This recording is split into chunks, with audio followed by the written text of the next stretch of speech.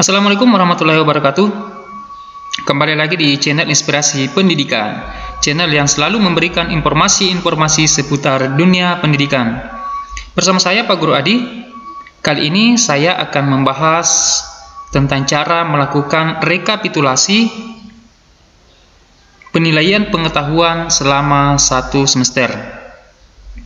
Nah, baiklah sahabat-sahabat CIP dimanapun berada, langsung saja kita masuk pada tutorialnya. Tapi sebelumnya, jangan lupa untuk tekan tombol like, komen, dan share jika dianggap video ini bermanfaat.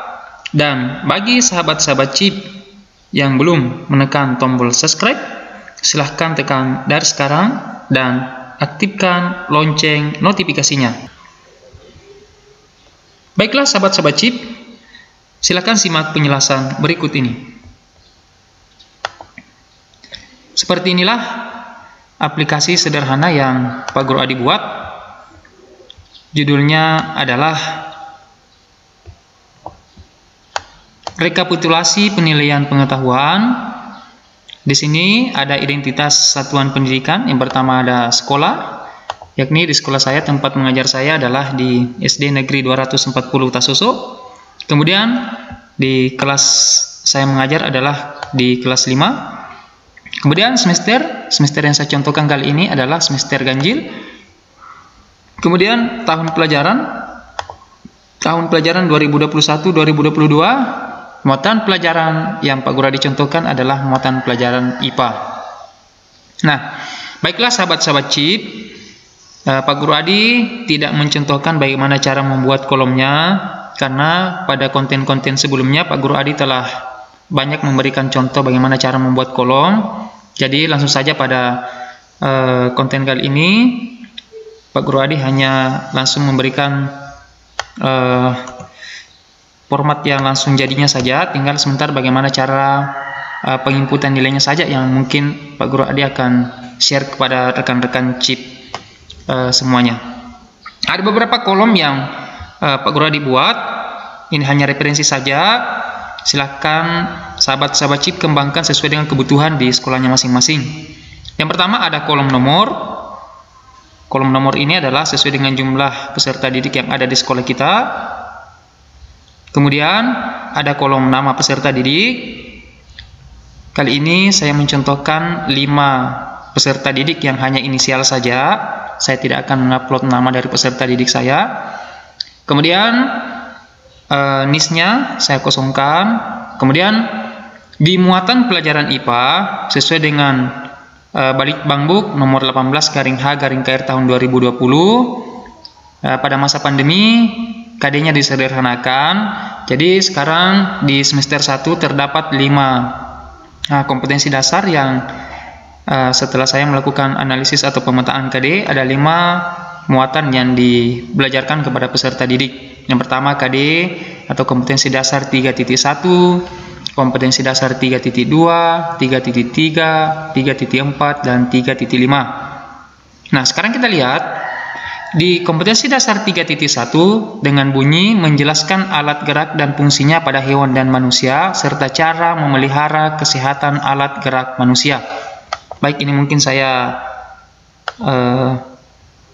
perbesar agar rekan-rekan bisa melihat bunyi dari KD-nya. Ya. Oke. Kita hide.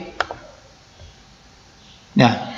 Menjelaskan alat gerak dan fungsinya pada hewan dan manusia serta cara memelihara kesehatan alat gerak manusia. Ini setelah diadakan analisis atau pemetaan KD 3.1 terdapat pada tema 1, yakni judul temanya untuk tema 1 adalah organ gerak hewan dan manusia. Nah, kemudian untuk KD 3.2 bunyi KD-nya adalah menjelaskan organ pernapasan dan fungsinya pada hewan dan manusia serta cara memelihara kesehatan organ pernapasan manusia. Ya. Ini terdapat pada tema 2. Dengan judul temanya pada tema 2 adalah udara bersih bagi kesehatan. Untuk KD 3.3 bunyi KD-nya adalah menjelaskan organ pencernaan dan fungsinya pada hewan dan manusia, serta cara memelihara kesehatan organ pencernaan manusia. Terdapat pada tema 3 dengan judul tema 3 adalah makanan sehat. Untuk KD 3.4, menjelaskan organ peredaran darah dan fungsinya pada hewan dan manusia, serta cara memelihara kesehatan organ peredaran darah manusia. Terdapat pada tema 4 dengan judul tema sehat itu penting. Dan KD yang terakhir adalah KD 3.5 dengan bunyi KD menganalisis hubungan antar komponen ekosistem dan jaring-jaring makanan di lingkungan sekitar. Terdapat pada tema 5 dengan judul tema ekosistem. Nah, baiklah sahabat-sahabat CIP. Nah, selanjutnya di sini ada beberapa kolom lagi di bawahnya. Ada kolom NPH. NPH itu adalah nilai penilaian harian. Kemudian NPTS adalah nilai penilaian tengah semester. Dan NPAS adalah nilai penilaian akhir semester. Nah, kemudian ada kolom nilai akhir. Kemudian ada kolom predikat. Begitu pula untuk tema 2 sampai tema 5. Kemudian yang terakhir ada kolom nilai akhir, kemudian predikat dan muatan pelajaran. Kemudian ada kolom predikat dan selanjutnya ada kolom deskripsi. Nah, baiklah sahabat-sahabat CIP dimanapun berada, selanjutnya saya akan mencontohkan satu contoh untuk peserta didik atas nama atau inisial A. Saya akan mencontohkan untuk menginput nilai penilaian hariannya setelah saya melakukan analisis. Maka misalnya saya menemukan nilai untuk peserta didik A adalah 78, kemudian nilai penilaian tengah semester nilainya adalah 80, kemudian setelah saya melakukan analisis penilaian akhir semester didapatkanlah nilai misalnya 90. Nah, maka nilai akhir untuk KD 3.1 untuk peserta didik A adalah 82. Nah, baiklah sahabat-sahabat CIP, rumus untuk menentukan nilai akhir adalah 2 kali NPH, 2 kali nilai penilaian harian, ditambah nilai penilaian tengah semester, ditambah nilai penilaian akhir semester, kemudian dibagi 4. Saya ulangi, nilai akhir untuk setiap KD adalah, sebentar kita lihat KD apa saja yang berlaku untuk rumus ini. 2 kali nilai penilaian harian ditambah nilai penilaian tengah semester tambah nilai penilaian akhir semester dibagi 4. Nah, sahabat-sahabat CIP semua, jika KD tersebut dibelajarkan pada tema 1, tema 2, dan tema 3, maka rumus ini berlaku, artinya dibagi 4. Kenapa dibagi 4? Karena nilai penilaian hariannya dikali 2. Iya, seperti itu. Kemudian, untuk selanjutnya, saya hide saja komennya. Bagaimana caranya menemukan nilai yang 82 ini? Rumusnya ada di atas. Ya, caranya adalah sama dengan dalam kurung 2 kali, kemudian 2 kali, kemudian NPH. NPH itu terdapat pada E11, kemudian balas kurung. Kenapa balas kurung? Karena untuk menjumlahkan dulu yang 2 kali NPH tadi. Kemudian ditambah F11. F11 itu adalah NPTS. Kemudian G11 itu adalah NPAS. Kemudian balas kurung. Kemudian dibagi 4. Nah, sehingga inilah rumus untuk menentukan nilai akhir. Nah, sekarang untuk predikat. Untuk predikatnya, ini tergantung dari satuan pendidikan masing-masing dari di mana Bapak dan Ibu berada.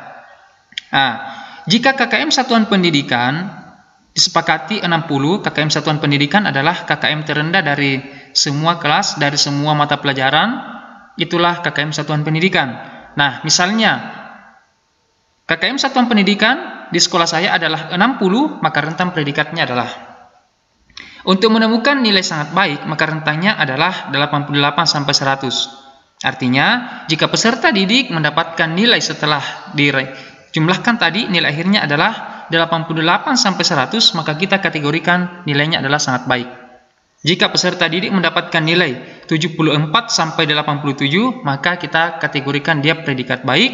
Kemudian jika mendapatkan nilai rentang 60 sampai 73, maka kita kategorikan cukup. Dan jika peserta didik mendapatkan nilai 0 sampai 59, maka kita kategorikan predikatnya adalah D atau perlu bimbingan. Nah, sekarang kita mencoba untuk mencari predikat yang didapatkan oleh Ananda A, inisial A, karena setelah tadi dirumus dan mendapatkan nilai akhir 82, kita kembali melihat rentang predikat 82 itu masuk ke dalam rentang predikat baik. Maka kita kasih B di sini. Iya. Ini juga berlaku untuk semua KD. Kita selesaikan satu.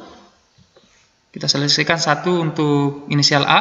Misalnya di sini adalah 80, kemudian NPTS-nya adalah 82, NPIS-nya adalah 96. Maka nilai akhirnya adalah 85. Nah, sekarang kita lihat di sini, 85 adalah rentang predikat baik. Ya, kita isi lagi untuk KD 3.3, misalnya 70, kemudian 75 untuk NPTS-nya, dan NPIS-nya adalah 88. Maka rentang predikatnya, karena nilai akhirnya adalah 76, maka rentang predikatnya adalah juga baik. Nah, sekarang untuk KD 3.4 dan 3.5 perlu sahabat-sahabat CIP perhatikan bahwa rumusnya berbeda. Nah, mengapa rumusnya berbeda? Karena di sini untuk 3.4 itu tidak diadakan NPTS, karena NPTS itu diadakan biasanya setelah selesai minimal 2 tema, 2 atau 2,5 tema. Jadi biasanya tema 1, tema 2, dan sebagian untuk tema 3.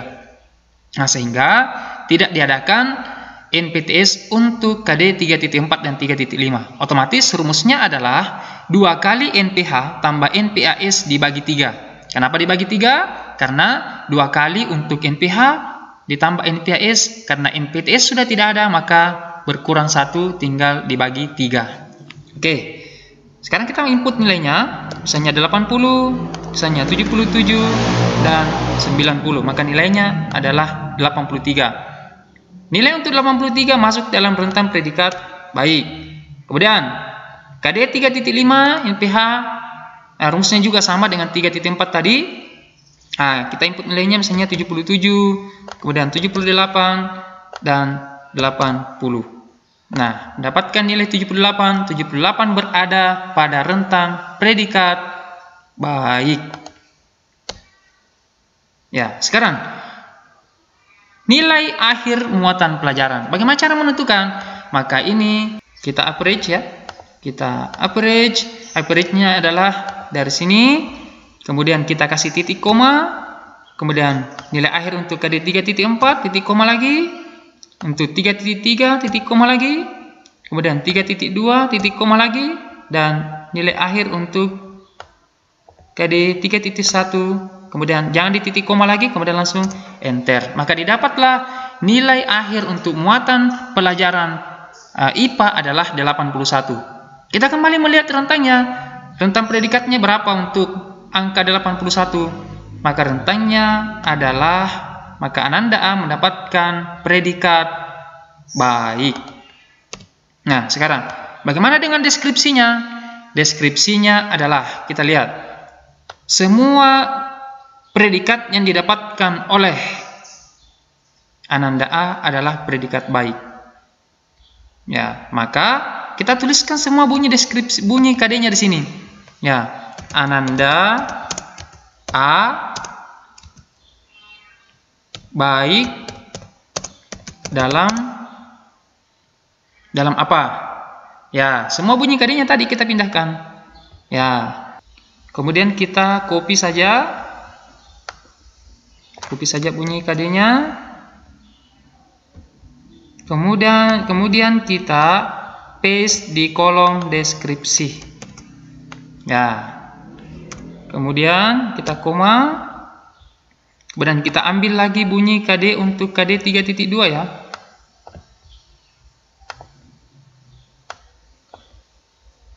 Untuk KD 3.2 kita seperti tadi, kita copy ya, Ctrl C atau copy, kemudian kita ke sini, kita titik koma ya, kemudian kita paste lagi, titik koma lagi, kemudian kita kembali ke KD 3.3, kita show hide comment, kita show komennya ya. Ya, kita tempatkan di sini saja supaya mudah. Kita copy lagi,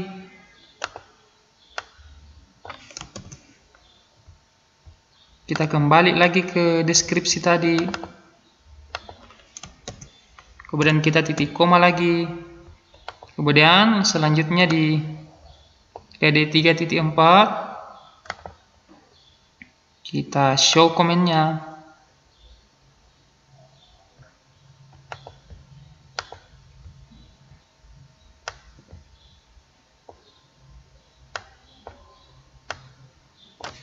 Kemudian kita paste lagi di sini.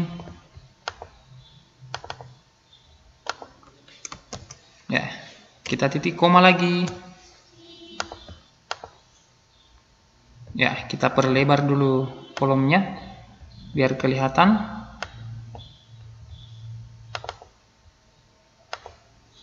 Ya, kemudian terakhir untuk KD 3.5.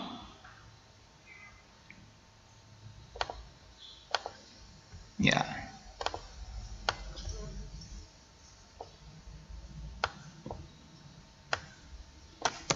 Kita copy, kita paste lagi di sini. Cara menentukan deskripsi untuk peserta didik adalah dengan membandingkan dua rentang predikat KD. Misalnya, ada KD yang berada pada rentang predikat sangat baik. Kemudian, ada juga KD yang berada pada rentang predikat cukup baik. Maka bunyi deskripsinya adalah Ananda A sangat baik dalam, kemudian dituliskan bunyi KD yang sangat baik. Kemudian cukup baik dalam, kemudian dituliskan bunyi KD yang cukup baik tersebut. Nah, sementara untuk kali ini kebetulan Ananda A yang kita contohkan pada kesempatan kali ini nilainya semuanya berada pada rentang baik. Maka bunyi KD, karena tidak ada yang akan dibandingkan, tidak ada perbandingan KD rentang predikat, maka semua KD-nya wajib dituliskan dalam kolom deskripsi, karena semuanya berada pada pada predikat baik, sehingga semua KD-nya, bunyi KD-nya tersebut dituliskan dalam kolom deskripsi. Ya, mudah-mudahan rekan-rekan semuanya bisa memahami penjelasan dari Pak Guru Adi. Ya, seperti inilah hasil kerja saya yang sering saya lakukan di sekolah. Yang sekarang walaupun banyak aplikasi-aplikasi seperti Rapor, aplikasi-aplikasi yang banyak beredar di internet, tetapi bagi saya, walaupun kita menggunakan aplikasi tersebut, tetapi paling tidak kita harus memahami alur daripada bagaimana aplikasi itu meramu nilai yang kita input. Karena jika kita hanya mengandalkan aplikasi, sahabat-sahabat chip semuanya, kita tidak akan paham bahwa nilai akhir itu didapatkan seperti apa caranya. Deskripsi itu didapatkan seperti apa caranya. Oleh karena itu, melalui video kali ini mudah-mudahan bisa berbagi dengan sahabat-sahabat chip semua dimanapun berada, bahwa seperti itulah cara aplikasi mengolah nilai yang kita input tersebut. Nah, demikianlah tutorial tentang cara melakukan rekapitulasi penilaian pengetahuan untuk SD kurikulum 2013. Terima kasih kepada sahabat-sahabat chip yang telah menonton video ini dan yang telah menekan tombol like dan telah menekan tombol subscribe dan lonceng notifikasinya. Mudah-mudahan kebaikan daripada sahabat-sahabat chip semua bernilai ibadah di sisi Allah Subhanahu wa taala. Akhir kata, Pak Guru Adi minta maaf jika ada kata-kata yang kurang jelas, yang kurang berkenan di hati rekan-rekan semuanya. Sampai jumpa pada video selanjutnya. Wassalamualaikum warahmatullahi wabarakatuh.